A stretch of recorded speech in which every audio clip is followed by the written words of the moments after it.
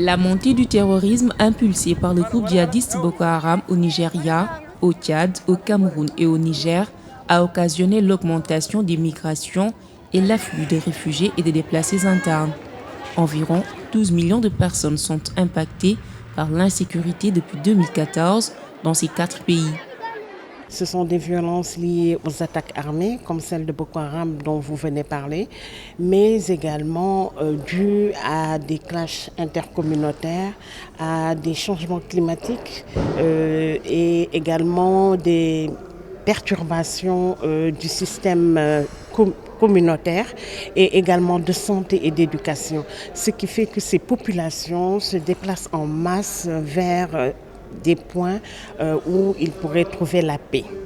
Au regard de toutes ces difficultés, le Royaume du Danemark et le Fonds des Nations Unies pour la population y ont lancé le projet DKA 39 qui a pour objectif de renforcer la résilience des communautés autour du lac Tchad grâce à des investissements en faveur de la femme et de la jeunesse.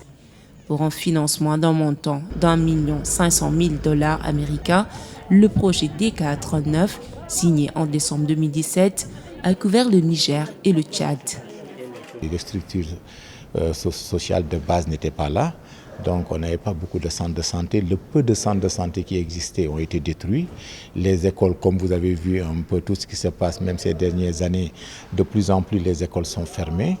Ce qui fait que nous avons fait un plaidoyer de mobilisation de fonds et le Royaume du Danemark qui a visité et qui a vu un peu la requête qu'on avait préparée et a bien voulu appuyer le Niger et le Tchad avec un projet pilote pour venir vraiment en aide à ces populations vulnérables dont les femmes et les jeunes. 21 mois après son lancement au Niger et au Tchad, l'heure est à l'évaluation.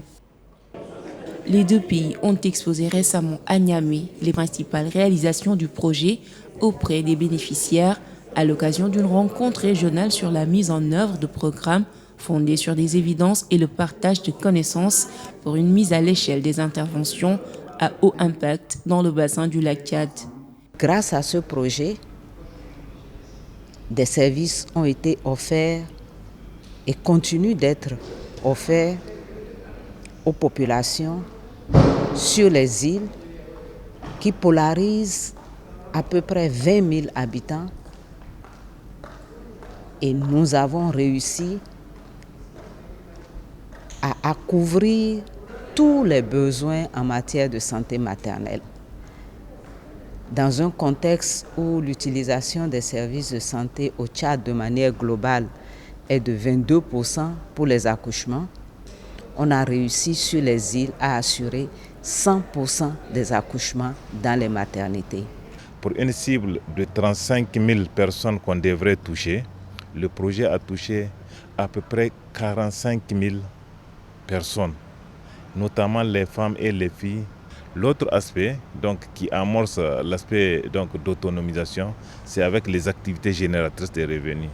Donc on a mis un réseau de groupes de femmes à qui on a initié quelques activités qui vont leur permettre en tout cas de se prendre en charge elles-mêmes.